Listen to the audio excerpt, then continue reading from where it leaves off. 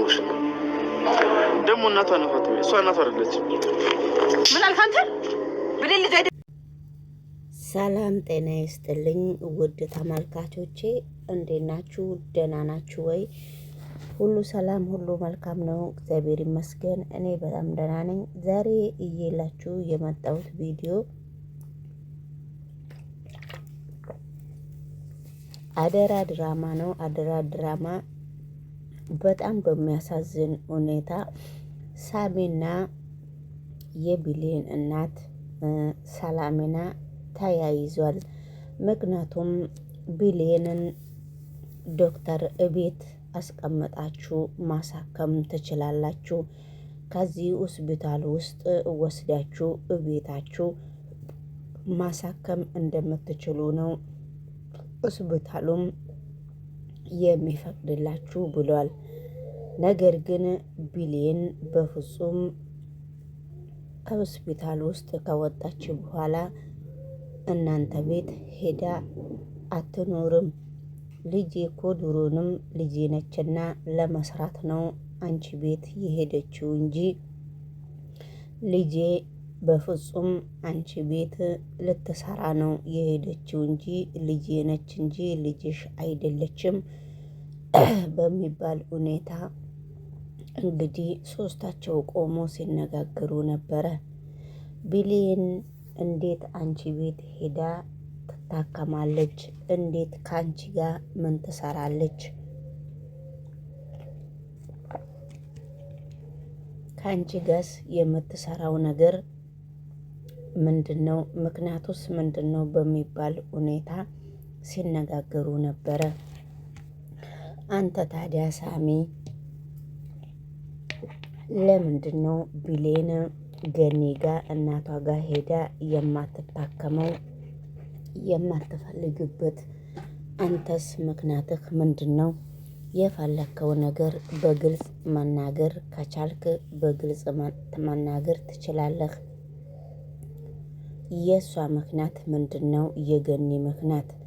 ገኒ ደግሞ ልጄ ነች ለሰራ ነው ከቤት የወጣችው ይሄንን ነገር ያጋጠማት እንጂ እኔ ልጄ ከሰው ቤት ከታመመች ሰው ቤት ቁጭ ብላ የምትሰራው ነገር አንዲት ነገር የለም። ምክንያቱም ምን ትሰራለች ከሰው ቤት እያለች ነው ገኒ። ነገር ግን ታዲያ እኮ ገኒ ድሮንም የእሷን ልጅ እኔ ጋር አምናኝ ነው የሰጠችኝ እንጂ ያንተ የእሷ ልጅ እንደዚህ በመሆኗ በእኔ ስለተናደደች ነው። አንተ ደግሞ ምኑ ጨንቆህ ነው ብላ ስትቆጣው ነበረ። ስለዚህ እንግዲህ ነገም ዛሬም ውጪ ቁጭ ብላችሁም ብትመካከሩም ባትመካከሩም ልጄ እኔ ጋ ነው የምትቀመጠው፣ እኔ ጋ ነው የምትመጣው ብላ በጣም እየተቆጣች ነው። ይሁንልሽና ነገር ግን አንዴ እናቴ ያለችውን ነገር እንደማትመለስ በደንብ አስጠንቅቄ ስለማቅ እናንተ ደግሞ ምንድነው የምትሉት? የእናንተ ችግርስ ምንድነው? በሚባል ሁኔታ እየተነጋገሩ ነው። ነገሮቹ ሁሉ ለከባድ እስከሆኑ ድረስ ሁሉም ነገር ለመልካምና ሁሉም ነገር ለጥሩ ነው እንጂ ያሰበችው እሷም ልጇ እስከሆነች ድረስ ለክፋት አታስብም ተብሎ ሲነጋገሩ ነበረ። ጆን እና ሳሚ ደግሞ ሲደባደቡ ነበረ። ሳሚ አንተ ከመቼ ወዲህ ነው ብሌንን እንደዚህ መጉዳት የጀመርከው? ብሌንን ብትጎዳም የምታገኘው ነገር አንዲት ነገር እስከሌለ ድረስ እሷ ትድናለች። አንተ እንደሆንክ ስለታወቀብህ አሁን ዝም ብለህ አፍክን አትክፈትህና አንተን የላከህ ሰው በኃይሉ ነው እንጂ ሌላ ሰው ማንም ሰው እንደሌለ አረጋግጬ ነው የምነግርህ ብሎ ሲነግረው ነበረ። ሌላ ሰው አቶ በኃይሉ አይደለም የላከኝ። ስለዚህ አቶ በኃይሉ እኮ አባቴ እንደሆነ አንተ አታውቅም ወይ ብሎ ሲናገረው ነበረ። ነገር ግን አንተ እንዴት አባክ ነው እንደዚህ ጠግበህ የብሌንን የምወዳትና የማፈቅራትን ልጅ የእሷን ቃል እንደዚህ እሷን ፓራላይስ አርግታህ ቁጭ የምታረግበት ምክንያት አንተ ማን ስለሆንክ ነው? አንተ ደግሞ ምን ስለሆንክ ነው ሲባል ነበረ። ነገር ግን እሱ እንደዛ ሲል እንዴት እንደዚህ ትላለህ? ያንተ ችግርስ ምንድን ነው?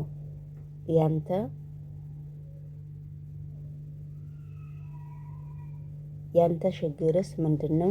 እንዴት እንደዚህ ታረጋለህ? በስተመጨረሻ ላይ አቶ በሃይሩና ጆን ሲገናኙ ነበረ። አቶ በሃይሩና ጆን ከተገናኙ በኋላ ጆን ደግሞ በጣም ደስ አላለውም። አቶ በሃይሩ ጆንን ስላገኘው በጣም ደስ ብሎታል። የኔ ጀግና በል የእናትህንና የአባትህን ደም የምታወጣ ጀግና ሰው እኮ ነህ በሚባል ሁኔታ እርስ በራሳቸው እየተደናነቁ ነበረ።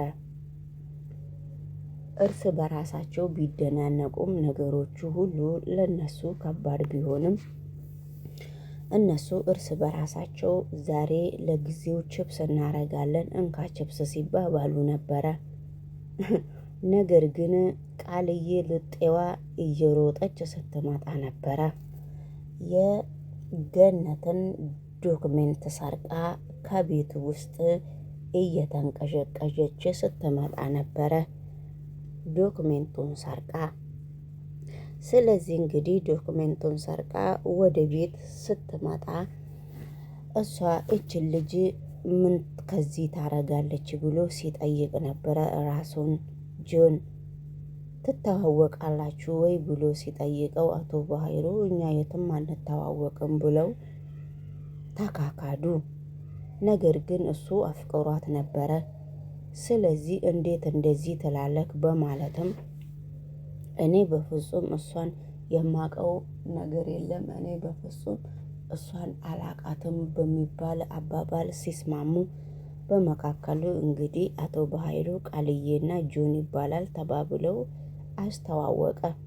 ስለዚህ አንድ ሁለት እያሉ መጠጥም አብረን እንጠጣ ማለት ጀመረች ቃልዬ። አንዳንድ ነገር እያሉ በዛው ቃልዬ ዶክሜንት ይዛ ነው የመጣችው። ዶክሜንቱን ከየት ነው ያመጣሽው? ይሄ ምንድነው? የማገዳይ ነው ሲባባሉ ብዙ ደረጃ ላይ አብረው እየደረሱ ቃልዬ ሄዳ በጣም ብዙ ጦስ አማጣች እየተባለ አቶ በሃይሩ አንዳንድ ጊዜ ቃላቱን ጣል ያደርጋል። በስተመጨረሻ ላይ ያደረገው ነገር በቢሌን ላይም እየቆጨው በጣም እኔ አንድ ጥያቄ ጠይቅሃለሁ። አንተ ለራስህ ደግ ሰው ሆነህ እኔን ክፉ ኃጢአት ውስጥ እያስገባኸኝ ነውና የመጠየቅህን በትክክል መለሰልኝ በሚባል እሱ ሊጠይቀው ስል አቶ በሃይሩ በኩርኩም ጭንቅላት ራሱን ሊለው ስል ከዛ ይቅርታ አድርግልኝ፣ መጀመሪያ አባት ልጅን የሚመታው ጥያቄ ጠይቆ ጥያቄን ሳይመልስ የኔ ጥያቄ ስህተት ከሆነ ከዛ በኋላ እኔ መኮርኮም ትችላለህ እንጂ ጥያቄን ሳትመልስ ለኔ እኔ መኮርኮም አትችልም በማለት ስለዚህ ሲጣሉ ሲጠያየቁ በፍጹም እያጭበረበረ አቶ በሃይሩም ቃልዬም አልመለሱላትም። አሁን ገና ነገሩ ገባኝ እያለ እያጉረመረመ ኃጢአት የሰራውበት ሰው አለና ብሌን አትሞትም እያለ እየሮጠ እስከ ሆስፒታል ለመድረስ እየተሯሯጠ ነበረ። ሆስፒታል ውስጥም አቶ በሃይሩ ብር ሰጥቶ ነርሷን ወደ ሆስፒታል መርቶ ብሌን እንድትሞትና ፓራላይስ ሆናም እንዳትኖር ለማድረግ እየሞከረ ነበረ። ይሄ ምስጢር ሁሉ በደንብ ስለሚያውቅ እየሮጠ ደርሳለሁ እያለ ቢኒያም አረፋውን እየደፈቀ ነበረ። ነርሷ ግን ገብታ ብሌንን አሳረፍሻለሁ፣ በማትመለሽ በሰማይ ቤትሽ ታርፊያታለሽ እያለች አቶ በሃይሩ ስጦታ ላከልሽ። የአቶ በሃይሩ ስጦታ ደግሞ በጣም ቆንጆ ስጦታ ነው ከሰላምታ ጋራ ነው የላካልሽ እያለች በጣም ሽር ጉድ እያለችባት እያለ መድኃኒቱን ደም ስርሽ ውስጥ አንዴ ከሄደ ምንም ያሳርፍሻል እያለች ዶክተሩ ደግሞ ከየት ነው የመጣሽው አንቺ አምጪ መታወቂያሽን ስል መታወቂያ ብላ እሷ ልታሳየው ስትል ውሸቷን ዶክተሩንም በጥፊ ብለው እዛው አዳፍተው ኃይለኛ ባክተህ ከሆነህ በጣም አሸገርከኝ ዶክተሩን እያለችው ደሞስ ጨመሩ እያልክ ደግሞ ኃይለኛ ባክተህ ከየት አምጥተህ ነው እንደዚህ እየበላክ የወፈርከው እያለች እያሽሟጠጠችበት ነበረ።